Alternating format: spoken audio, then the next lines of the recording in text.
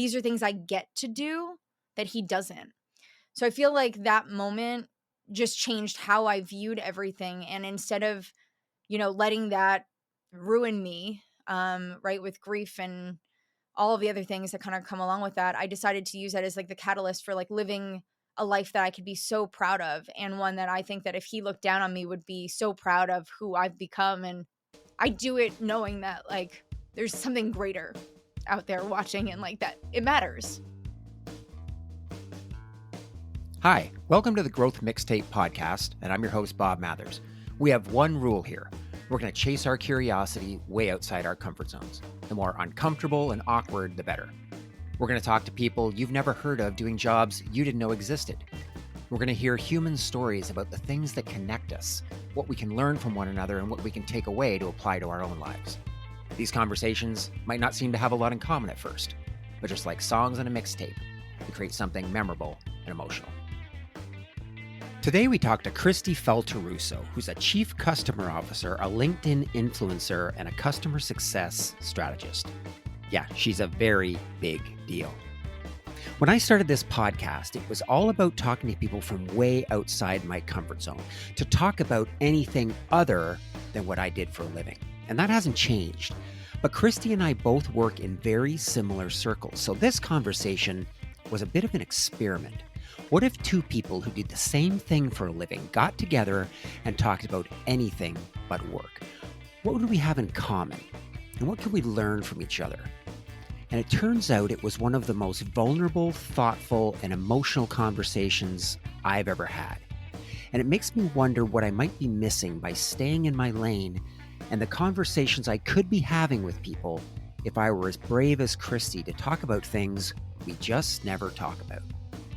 Kristi talks about growing up on Long Island, losing her brother in a motorcycle accident, the pain she still carries from old family trauma, her complicated relationship with alcohol, and her journey with sobriety. We also explore the fragility of self-confidence and the quiet courage it takes to completely be yourself online. Now, full disclosure, the most memorable part of this conversation for me happened after we hung up. I sat in this chair and I cried. And I can't explain why. The closest thing I can come up with is that it's conversations like this that I've been searching for. Please enjoy Kristi Felteruso. All right, Kristi Felteruso, I can't tell you how excited I am for this conversation. Bob, I feel like when we first chatted, we should have recorded that, because that in itself, I think, was like one of my favorite conversations. But now in preparing for today, I don't know. I think of all the podcasts I've ever joined, this is going to be my favorite. Well, oh my God, that's, we'll see. Those are some high expectations to live up to.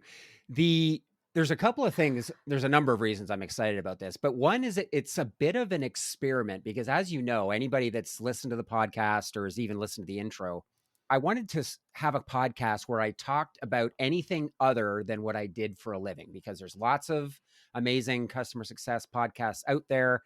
And so I wanted to use this as an excuse to talk about people that I would never normally come across, see what I could learn, etc. Now, this is an interesting conversation because you're the first guest I've had on that is squarely in the same customer success field that I work in. And yet we're here to talk about anything other than that. Which is, I think, why I might be so excited for this conversation. Because, Bob, listen, we're all having the same discussions, whether it's on LinkedIn, in a Slack group, in another community. The conversations are very similar. And while I love what we do, and I am so passionate about it, man, I just want to have a conversation where I'm not talking about, I don't know, a playbook, a health score, a debate, or telling somebody what's dead and what's not, or saying it depends. I mean, like all of these things, like to take a break from that is, I'm excited. Yeah, me too. Okay. So you were born and raised in New York, right? And you still live there. I guess I have this stereotype in my mind, or this story about what that would be like. How would you describe what growing up and living in New York is like? Okay. So this is where I get to like give some context. Yes, I live in New York, but I live on Long Island. Okay. And so Long Island might as well be its own state. It operates very differently than the rest of New York.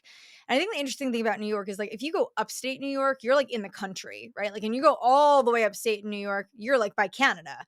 And so it's very interesting because I think people, when they think of New York, they only think of Manhattan. And so, yes, Manhattan has had a part of my story. I worked in the city for 15 years. I loved it. I had great memories of that. But like, I'm a Long Island girl, okay? Which means like I'm a suburban mom. All right, I got strip malls. I have a driveway. I have neighbors and a pool, and like we just do normal things that anywhere USA, it's the same vibe. Okay. We have a different accent. We have better pizza, and nobody is going to beat my bagels. But outside of that, like, there's not much different to where I'm living than probably most people are. All I knew about you when we first chatted was that you're this big deal on LinkedIn. We'll talk about that later. Um, all I knew is the conversations we had in comments, and that you were kind of a New York girl.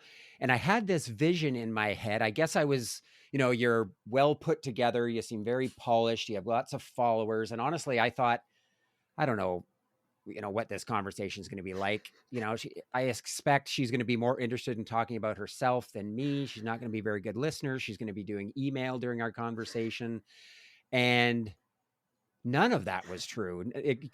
It was just the most kind of kind and vulnerable and thoughtful conversation. And it really struck me. And I've reflected on that. It's like, yeah, man, the stereotypes and the conclusions and biases that we have around people, they're really powerful. And if you hadn't reached out on LinkedIn and had an honest, like a real conversation with us, I probably would be thinking, yeah, that Kristi, she seems kind of full of herself, or despite how vulnerable you are on LinkedIn. Which sucks because I wonder if the other 50,000 people who are following me think the same thing. Like I'm like, oh, do I have like am I putting out a bad vibe there? I'm like, now I'm all concerned about like what my brand actually, what the perception of that is.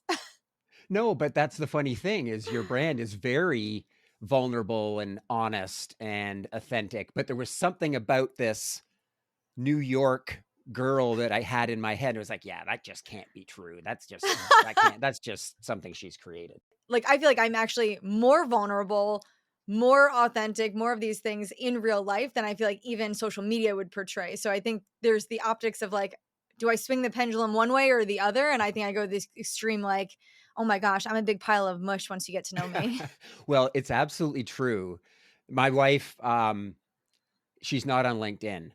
And I talk about things on LinkedIn that my best friends and my wife probably, it's not that they don't know about me, but I don't talk about. So it is this interesting thing where I Yeah, feel comfortable sharing things with perfect strangers that my best friends probably wouldn't even know about me. same. So I talked about how you come off as really confident, kind of the biggest personality in the room. What would people be surprised to learn about you? I am so uncomfortable all the time.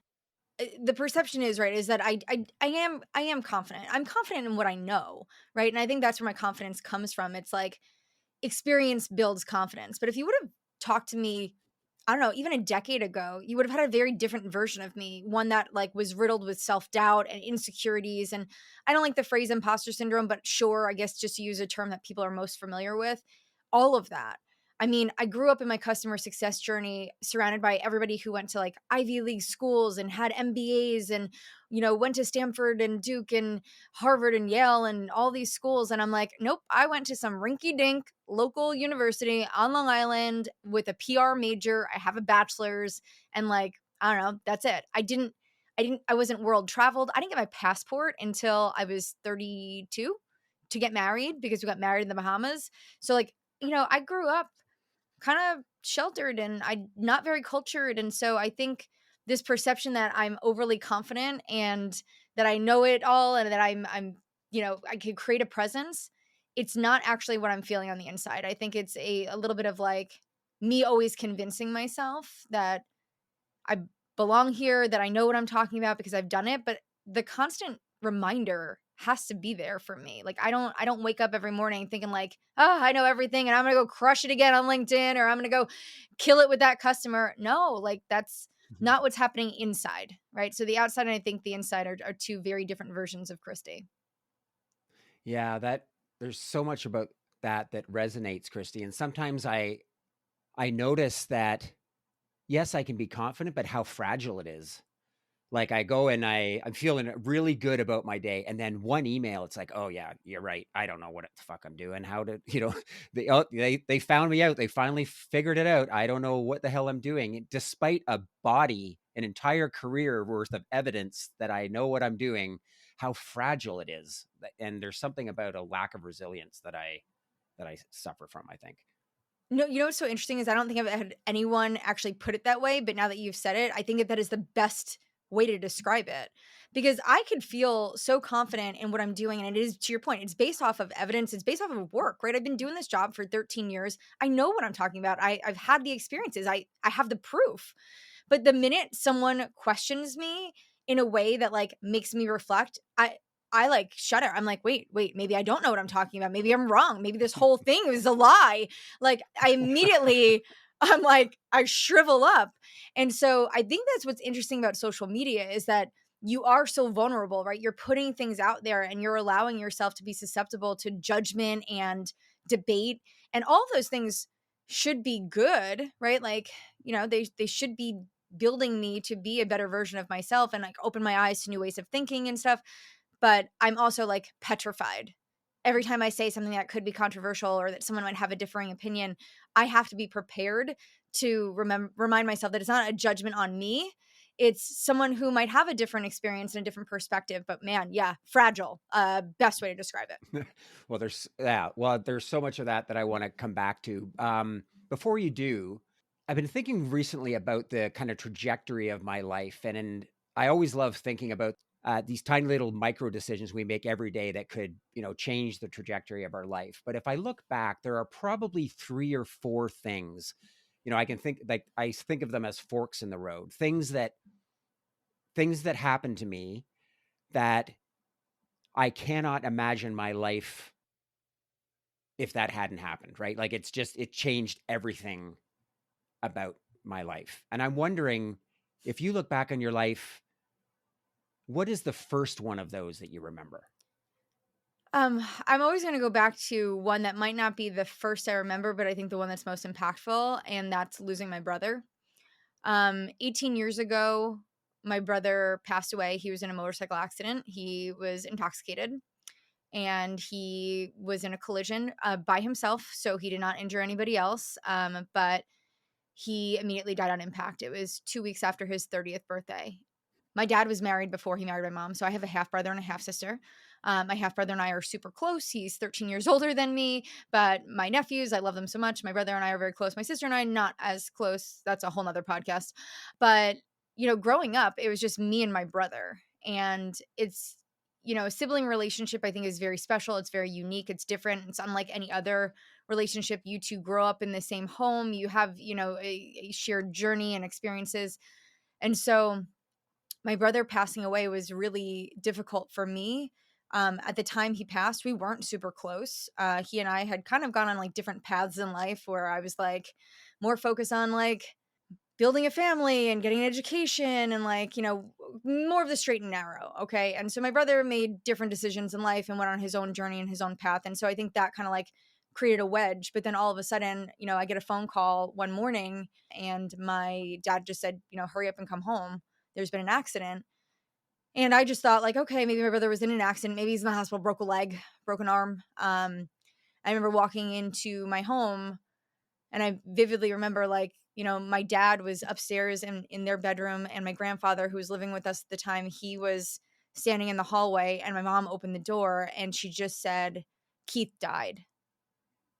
And I just remember like my dad, who I've never seen show any emotion, like, I mean, ever, collapse on the bed, hysterically crying. My grandfather kind of run into his room and my mom just collapsed in my arms. And honestly, that entire experience and like the weeks and months that followed just changed everything for me because I saw life very different. My brother's always my older brother, right? So even fast forward, when I hit 30, I was like, okay, now I'm the same age my brother was when he died. When I hit 31, I'm like, my brother doesn't know 31.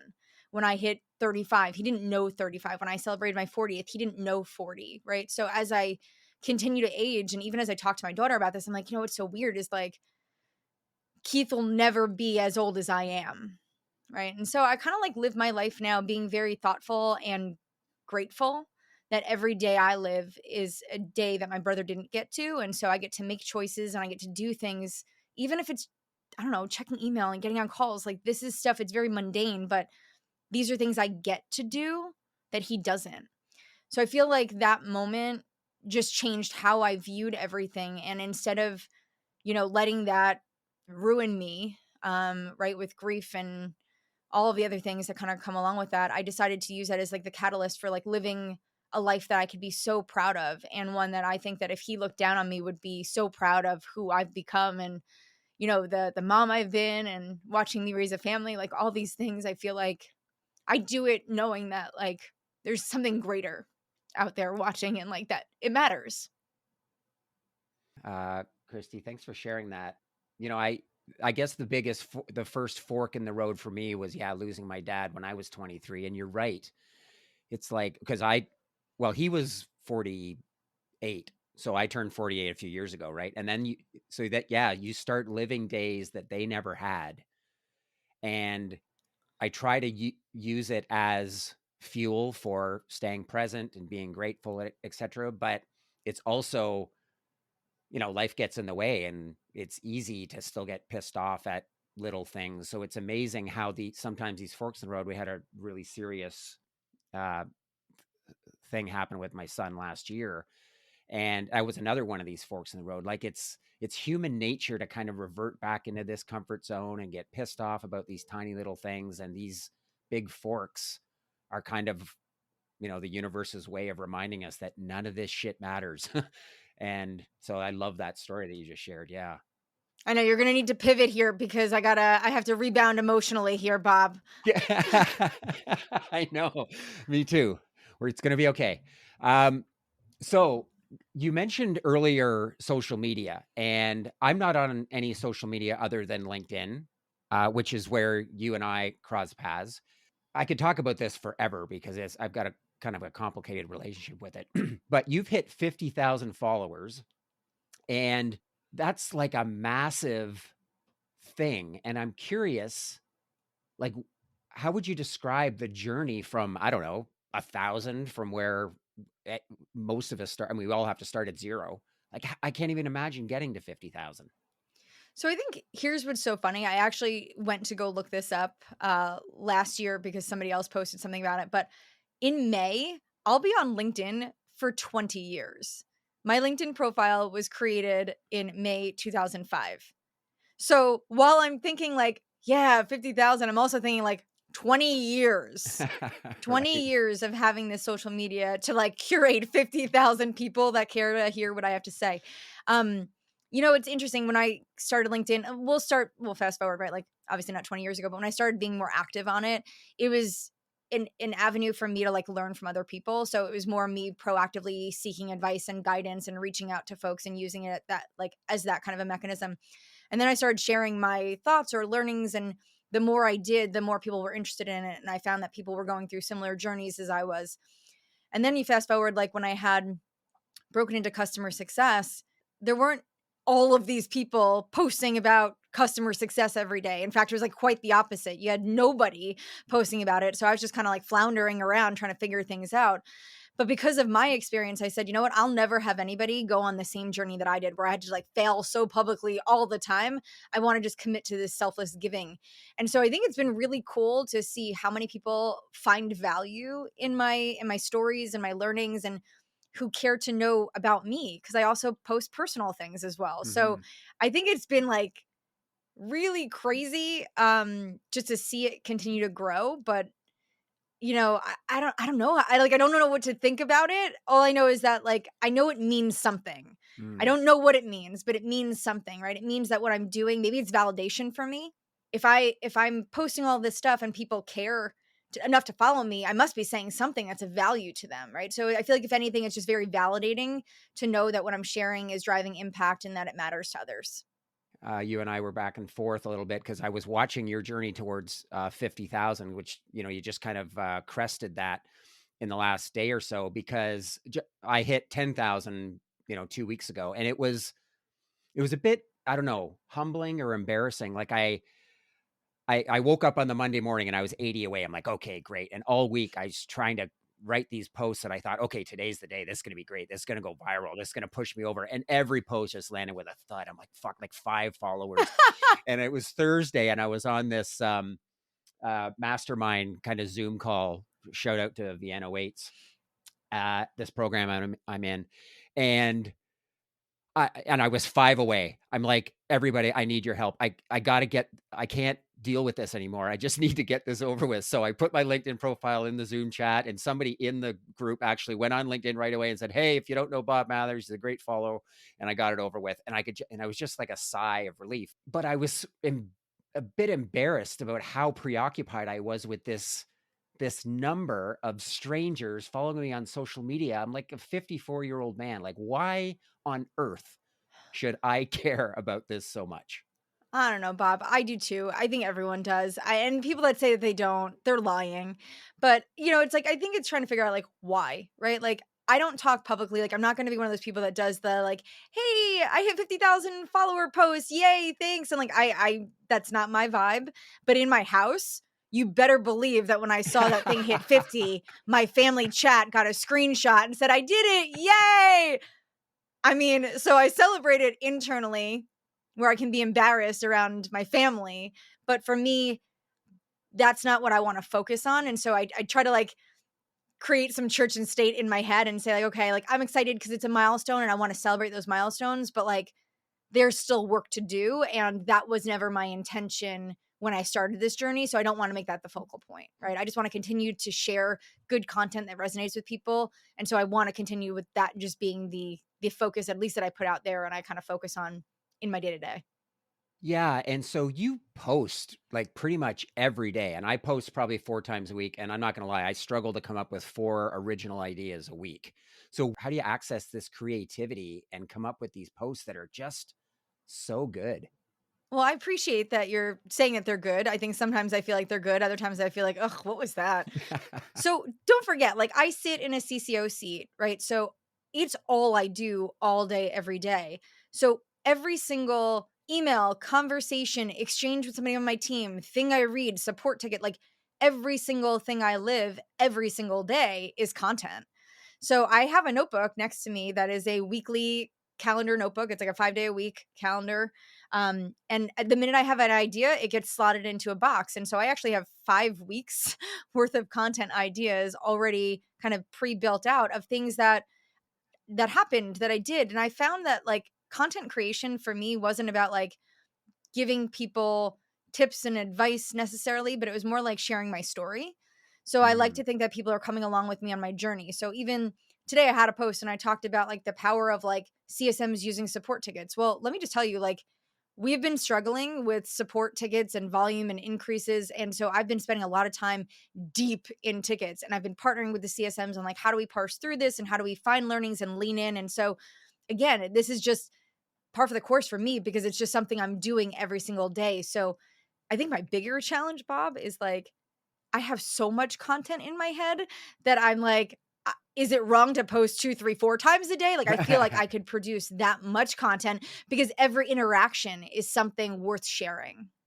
It's interesting you say that because I haven't been at it as long as you, but I have found having a place to share my ideas, and I love the way you said that, share my story, is actually helping me find my voice and clarify my ideas and figuring out, what it is that is unique that I can offer the world. And it has occurred to me that one day in the future, I will sign off LinkedIn. And where am I going to put all of that creative energy? Have you ever thought about that? Is it a book? Is it, what is it? Oh my gosh, Bob, don't even talk about that. I don't even know where I would put it because right now I'm putting it everywhere. So between LinkedIn, my newsletter, my Substack, my um where else am I putting content? I am writing a book, so that's a whole other conversation. But like, I'm putting all of my stuff in all of these places. But recently, my husband and I were chatting, and I looked over at my daughter. I'm like, when I die, are you going to take over my LinkedIn account? I just need to make sure that I have a plan here. Like, I don't want anyone A to worry about succession where I plan. am. I got to keep the content going. And she looked at me and said, please, can we not talk about you dying? And all I was concerned about is like, who's going to log in? Like, I'm like, how do we do this? So I hadn't really thought about like life after LinkedIn. And because to your point, it's such a big part of my daily routine. It's not even like just coming up with content and doing this. Is like literally every single day at night, I curate my content for the next day. I start my drafts and then like try to get something up and out by 7 a.m., schedules permitting. So it's like so embedded in how I just run my day. I don't know. I think I would panic, Bob. I don't know. I don't have a succession plan yet. Now you're making me nervous. Like I should. Now you give me something else to be paranoid about. Yeah, that's hilarious. Well, one of the things that I've always admired, and I'm sure is a big reason why you've got as many followers as you do, is you seem to have found this kind of balance between informative and vulnerable and humble. And a couple of things. How have you found that balance, or how do you keep that balance? And are there things that you still will not talk about? I don't know if there's things that I won't talk about. I definitely think that there are things that I have to be thoughtful about, like how I share them or like what I want to share. But like really, I don't know. Anything can be content. Like my daughter jokes. She goes, "If I wasn't around, what would you write about?" I'm like, I don't know, just customer success. But I love bragging about you too. Right. In terms of balance, I think, listen, I want most of my content to be the content that the people that are following me can benefit from and that helps them advance in their customer success journey. But there is this part of me that like you we're following people, right? Social media is about connections and people. It's not just about content.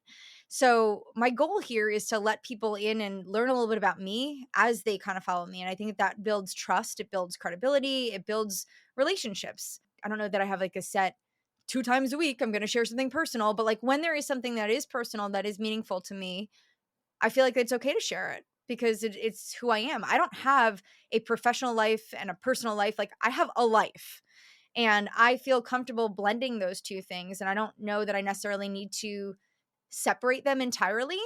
I think I'm thoughtful about to the extent in which I share, right? Like where is it appropriate? What lines do I draw? So I think that's where I try to focus the balance, but not, oh, this is LinkedIn content. This is Instagram content. Like there isn't. There's just content. This is me. It's just I try to think about my audience, not myself. Yeah, that resonates a lot. I think I used to have very rigid walls between home and work and different parts of my life. And as I break down those walls on LinkedIn or even in conversations with clients, I do find it resonates differently, and I'm just better at everything. Yeah. I mean, honestly, the sometimes that my personal content performs better than like my thoughtful customer success content. I'm like, okay, cool. Like everyone cares that I got my mom a dog, but nobody cares about this like new program I launched. Yeah, yeah. So it's like a little bit of just opening yourself up. And I think the cool thing is it makes me approachable for folks. Like I can't tell you how many times I'm like at an event or something and somebody comes up to me and they're like, you don't know me, but I feel like I know you. And it builds an instant connection. Where I'm like, great, like let's chat then. Like fill me in on you then. Because I'm like, if you already know so much about me, then we don't need to talk about me. Let's talk about you. And it builds this instant bond where you can take what you're doing here on social media and translate it into real deep rooted relationships. Like I joke all the time, but it's not a joke. But if you go through my cell phone right now and looked at the text messages that I have, 85% of the conversations I have going are with customer success people. And probably majority of them are folks that I met here on the internet. And so those are my people now, but it only came from the content that I was sharing and letting people in and being vulnerable and letting people in. So I think that there is value in it. And the people that are like, nope, that's not content for LinkedIn. Like I challenge you to tell you that like your strategy is broken. You're thinking about it the wrong way. Hey, it's Bob, and I'm taking the Growth Mixtape on the road in a series of keynote speeches inspired by the stories of my amazing guests. At their core, these signature talks are about how to get you and your teams off autopilot and stop settling for small incremental improvements. This isn't going to come from spewing business advice. My podcast is full of people that have done incredible things, and every one of them struggles with self-doubt, imposter syndrome, and the crippling fear of judgment that holds so many of us back. They've also found ways through it by rediscovering their creativity, their curiosity, and the confidence to do scary things. Imagine the power of bringing these vulnerable stories to life, live and on stage, to help you and your teams hit your targets, find your voice, and be the rock stars you are. Book me for your next event at bobmathers.ca. Now back to the show. Well, you talked about LinkedIn. So you had a really great post, and it was sort of like your top 10 life lessons. Number one was not everyone will like you. Number two was the perfect time will never come. And so it wasn't a list of just like, fluffy woo woo things that you would find anywhere else. There was something about each one that was particularly insightful. I could tell you spent time reflecting and choosing your words carefully. So it's a great list. But there was one that really stood out to me. It was number 7. The people you love the most can hurt you the worst. And I wanted to ask you about where that came from. Bob, are we recording a podcast or are we doing a therapy session? I just need to know so it sets the tone for the rest of this. I have had some family stuff. When my brother passed away, my mom's whole side of the family like turned on us, which was very weird and like a very bizarre reaction to our loss. My grandfather at the time looked at me and said the wrong grandchild died. I've had so many people in my life hurt me. And it's like, where do you go from there, right? And so instead of being the victim to these situations, I've become very comfortable with like saying, okay, we're good here, and like cutting people off. But to be honest with you, I think about every single one of these people all the time. I cannot compartmentalize it. I am deeply hurt by all of these situations. And, the people that cut us off when my brother died, that's 18 years ago. I was just talking about some of these stories with my girlfriend who I work out with last week. Okay. So 18 years ago, and these conversations are still things that I'm having to talk to and feelings that I have to navigate and emotions that I have to deal with. I don't know. I feel like I've just lived a life of family specifically turning their backs on us and like hurting us and hurting my parents. And, it sucks because these are the people that you trust the most and you assume won't hurt you because why? They're your family and they love you. And nope, not the case. And in fact, quite the opposite. I've found that people who are not blood relatives to me have loved me and showed up for me and cared for me in ways that like my family never did. Man, yeah. I had similar things that have happened when my dad died. It kind of fractured the family. There's still, and that was 30 years ago, and there's still an entire side of the Mathers family that I've never talked to. I don't know where they are. And again, I guess it's one of those forks in the road. It's hard to imagine my life differently because it's been so long. I guess if I had to find some peace with it, it's just that especially, you talk about now that I have kids, you've talked about your daughter. Like, I can't imagine the trauma of that happening, losing a kid, and what fucked up behaviors I would engage in, because I cannot imagine what that would do to me. Yeah, I mean, it's crazy. And honestly, I'm just so hurt by all of these things. And I wish I didn't care, but I just didn't get closure in so many of these situations. And I think that's the big thing is like, I just wanted to know why. I don't know. Tell me why. And like, now I'm a grown up, right? So it's 18 years later from some of these things. And it's like, I don't know. Can we sit down? Like, I would just want to know why. Like, I don't even want a relationship. Can I just get some closure and put it to bed? And so, I mean, thankfully, I'm married to a saint of a man who helps me navigate these feelings when they come up. But it's still tough, right? Like it'll never not hurt. Not that bothers me more than probably the situation is I wish I could just compartmentalize it and put it away somewhere and ship it off. Wow, yeah. To pivot again, one of the things I was excited to talk to you about was your journey with sobriety. Yeah, and we've sort of bantered back and forth on LinkedIn about it. And it's occurred to me that I really don't have anyone I can talk to about this. And don't get me wrong, I love my wife, my friends, all amazing people, but they all still drink. And we can talk about it, but I can't expect them to understand really what it's like, and I don't have anyone else to talk about it. So Yeah. let's get into it. So, I mean, I think it's important to give some context as to like why, right? I think it's always a good place to start is like, why do you make the decision to drink or not to drink? And um, I mean, like let's state some very obvious things that I feel like nobody just wants to admit because it's socialized so much, but like alcohol is poison. And so nobody has a healthy relationship with poison. So when people are out there like, no, no, no, I just have a healthy relationship with it. It's like, no, do you have a healthy relationship with crack? Do you have a healthy relationship with heroin? Like all of this stuff is the same. It's just so socially accepted that alcohol is just a part of how we celebrate and how we socialize. And it's the center of so much of what we do as a society that we've normalized that it's a drug and it's okay. So to be honest with you, I don't know that I've ever had a healthy relationship with alcohol. My grandfather was an alcoholic. I've had plenty of people on my mom's side and my dad's side struggle with alcoholism. And if I had to like look back and think about like, did I have a problem? I probably would say no, but like if I really was being honest with myself, I would say yes. Because I didn't drink every day. And I think that's what you think of as like alcoholism is like, oh, somebody who's like drinking a case of beer every single day. And like we have this preconceived notion of like what an alcoholic is, right? From movies, from TV, from people we know. And the minute you're able to say, well, that's not me, so I'm not an alcoholic. But like, let me just tell you, Bob, I didn't drink often. I could go weeks, months without drinking. But when I drank, I blacked out. Like I would like the consumption of alcohol, it was volume based consumption. And it was like, okay, because I don't drink often, I'm going to allow myself to indulge. Okay. And that's what would happen. And so I got to this place in my life where, especially as I started getting older and my daughter started getting older, where I was like, oh, hangovers are the worst. I'm losing days, not hours. I just like, I didn't rebound. I didn't feel good. It was impacting my fitness. It was impacting me at work. It was just like impacting me everywhere and not in a positive way. And so my husband and I decided to do like a dry January, and then dry January started to be February, March. And then we're like, hey, do you want to just try a year?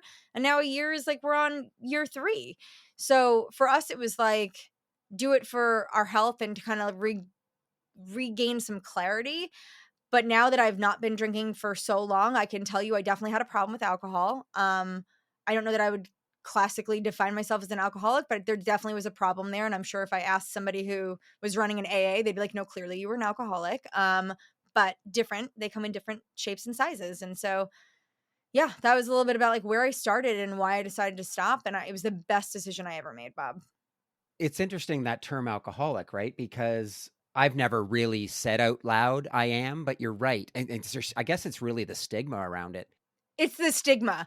It's because all of a sudden you're viewed differently if you said, "I'm an alcoholic." But I'm telling you, anybody who if you consume a glass of wine every day, 2 glasses of wine every day, I don't know, as far as I'm concerned, you're an alcoholic. You're somebody who's relying on this to get through the day, right? Like, "Oh, at the end of every day, I just take the edge off," right? Like, how many excuses could we make to consume alcohol? I've seen mommy groups get together while their kids are playing and the moms are indulging in bottles of wine. And it's like, you need all that wine to watch your kids play on a swing set? Like, I just like, where are we?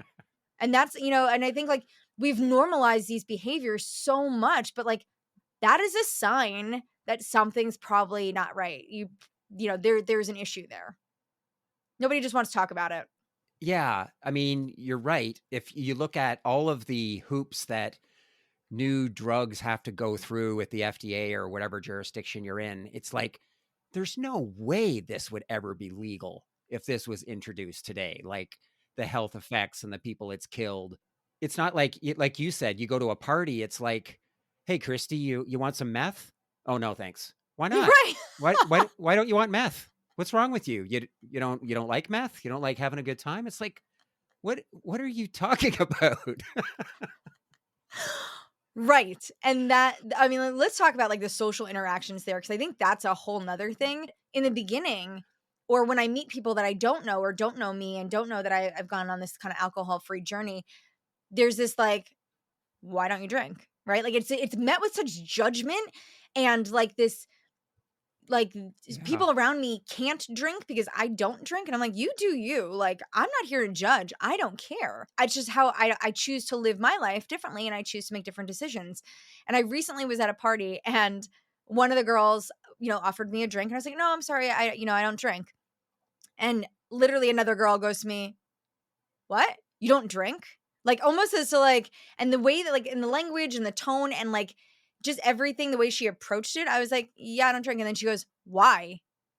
Like, I was like stunned because it wasn't like share your story in a safe place. It was met with such judgment that I was like, because it's poison.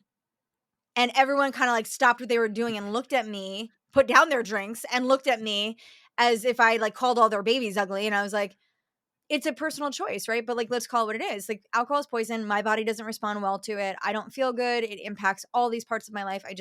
We don't indulge. But by all means, like, if you feel great drinking, have at it.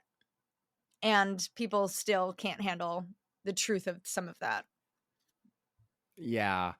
I remember, when I was certainly younger and somebody said they didn't drink, I immediately thought, okay, there's a story there. Like they woke up in the drunk tank or they woke up under a bus. And I wasn't interested in hanging around them. Like, no, I'm here to have a good time. You're not going to be fun. Right. It's really complicated. And when I quit, the last thing I ever wanted to do was make anybody feel judged or anything. But on the other hand, I love what you said about being poisonous. Like, yeah, I'm not going to judge you, but can we just talk about the fact that I love you and I don't want you to die and you are killing yourself every time you do this. And I doesn't mean I'm judging you, but that's still a conversation I'm not super comfortable having.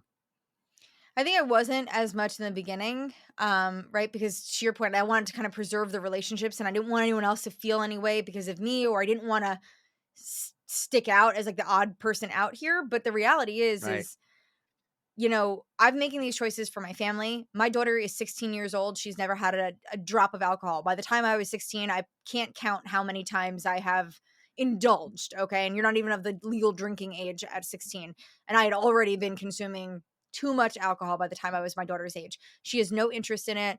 She is perfectly fine having a good time without it. She has surrounded herself with a great circle of friends who also don't need it to have a good time. We wanted to set a good example for her because we love her and we care about her. We also tell her, like, listen, in life, you're going to make decisions. And it's okay if you decide to have a drink or you decide to drink when you're older. Like, do whatever you want. Like, once you're 21, like, make decisions that you feel are appropriate for you. We don't want to make decisions for you, but this is how dad and I have chosen to like pivot our lives. And she's just very much like, no, like I've seen people be drunk and I've been around that and I have no desire to ever put myself in that position. And I think she's just seen enough to know that she never wants to feel the way she's observed other people clearly feeling. I mean, I do think you mentioned the hangovers. They do get harder. But I used to say, when I was young, oh, I could drink and then I could get up the next day and I'd be fine. And then, I'd drink a couple nights in a row and I could go to work on the next Monday. And I can tell you from watching people that are in their early 20s doing it, they're not immune to it. Like I didn't know what anxiety was. I didn't have a word for it, but I see it in them. And then when I think back about my, early 20s and drinking a lot, it was like, oh yeah, I was riddled with anxiety. I just didn't, I don't know. I guess I was just thinking I was tired or grumpy and I would have a couple drinks and it would go away until the next day. And it's like, Mm-hmm. no, it's all of these side effects we think just surface in our 40s. They're there right from the beginning. Absolutely. I think if I could go and rewatch, and thankfully, cameras and phones and video recording devices were not around when we were growing up. I thank God every day for that. But if I could go back and watch younger Kristi go through life the way I did with alcohol, I mean, I got to tell you, like, there's definitely times where I'm like, I probably dodged a bullet. I'm alive because somebody wants me to be alive. And, like we put ourselves in compromising situations. I mean, if my daughter ever consumed as much alcohol as I did in a night and like walked the streets at night in a short mini skirt and a tank top coming home from a frat party, like I would literally be praying for her safety. And like these were things I never thought twice about. Bob, I can't tell you how many like fraternity or sorority parties I left intoxicated walking around in the middle of the night by myself with not a care in the world. And it's like, wow, all these positions you put yourself in. And it's like, well, it's crazy. And like, I don't know, I would have a big talk with myself. I think if I could have done things differently, I would definitely go and undo some of that. And when people are like, "Oh yeah, but all the fun, all the memories." I'm like, "I don't know how many memories you have. I don't remember quite a bit." I mean, like I remember getting ready. I saw some pictures. I'm sure at some point we had some good times, but like I don't have memories because alcohol prohibits you from having these memories. Like it's what it does. It's a side effect. So I don't know. We could sit here and talk about that for like days on end. Yeah. Wow. Yeah, I'm very grateful for not having, camera phones. I guess it was even in my God, would it have been my mid-30s or early 40s when they really started showing up? There was still plenty of embarrassing shit I was doing in my 30s that I'm still glad isn't on camera phones. So, yeah, very grateful for Oh, that. true. Yes. Yes. Now, one last thing on this topic. Are there things you miss? I used to think like I missed certain cocktails and beverages that I had, but I gotta tell you, like, I've been able to recreate it. My favorite drink of choice was a spicy margarita, like a spicy, like with like wads of jalapeno and the tahini on the side. Like, I mean, like spicy, Oh, spicy. man. I have now recreated the most amazing spicy margarita that I don't have that, like, oh, I miss that. Non-alcoholic beers, I'm sorry, but Corona tastes exactly the same. Heineken, exactly the same. Non-alcoholic Guinness, exactly the same. So I can't sit here and say that I miss anything from it. I have been able to satisfy any cravings for a specific taste or something that I enjoyed. But no, I do not miss anything that alcohol did to or for me. I would love that recipe for spicy margaritas because I've gone deep into non-alcoholic beers, and I will yes, all happily. those ones you've mentioned are awesome. I've found some great ones. And IPAs, Oh my Athletic god, Brew so good. makes some great ones. Like those are always standards in my house. So like we always have non-alcoholic beer. Like we actually have a beer fridge. It's stocked, but none of it has alcohol in it. Oh man, so good, Kristi. Okay, God, there's so many of these threads that I'd love to pull on and sit here all day. Um, but we're running out of time. So, what are you most excited about next? Oh my God. Sometimes I feel like I'm planning for 10 years from now, and other days I'm trying to plan for 10 minutes. I think what I'm most excited about is the possibility of what's next. And I'm just going to like surround myself in that. I have spent the past 13 years building my career in customer success and building a brand, which I'm very proud of, and one that I can stand on confidently. And I feel like, yes, it's built on authenticity and credibility and all these great things. I'm excited for all the doors that have opened and will open for me. So I don't know that there's any one thing I'm like, yeah, I can't wait for this thing. I'm so excited for all of the opportunities that I have in front of me. And every single day, whether it's a new conversation with a new friend, right? This is an opportunity that came out of that. I'm excited for all of those. So, not one thing, but just the future. Yeah, there's something really beautiful about that, right? And even coming back to showing all yourselves or your entire self on LinkedIn. Like when you do that and you bring everything you are to conversations like this and to your content on LinkedIn, it's going to lead to, I mean, yeah, we could sit here and plan our next 5 years or 10 years, and you could have a conversation that could change everything and open doors that you could never have planned for and never have imagined. And that's a beautiful idea. It is, and it's one that I've learned to embrace because, Bob, I was a planner. I was like, "Oh, here's my 3-year plan, my 5-year plan, my 10-year plan." And let me tell you, any plan I ever had, out the window. I have never achieved anything on a 3, 5, 10-year plan. And so what I've learned is like embrace what's possible and embrace the opportunities that will present themselves and lean into those. And so by doing that, I've redefined my life and my career multiple times, and I know that I will do it multiple times again. I cannot thank you enough for this, Kristi. This has been, oh my God, such an amazing conversation. It means so much to me. Bob, we laughed, we cried, we planned for the future. I mean, I don't know that I've ever done that in an hour. So it has been probably one of the best conversations I've had where I think you created a safe place for me to be authentically me and to share some things that most people don't know about me. So I can't wait to share this. Yeah, me too. That means so much to me. And of course, needless to say, if people like what they've heard and they love Kristi as much as I do, you can find her on LinkedIn along with the rest of the world. And we'll put links to all the other awesome places you hang out in the show notes. Awesome, Bob. Thank you so much for having me today. Thank you for this conversation. And more importantly, thank you for being a new friend. Amazing. Nothing makes me happier. Thank you so much. The Growth Mixtape podcast with Bob Mathers is produced by Bespoke Projects. Music by Je m'appelle Walter Cronkite. If you enjoyed this episode, please take a moment to follow and rate us. When you do this, it helps to raise our podcast profile so that more people can find us. If you want to connect, you can find me on LinkedIn using the link in the show notes.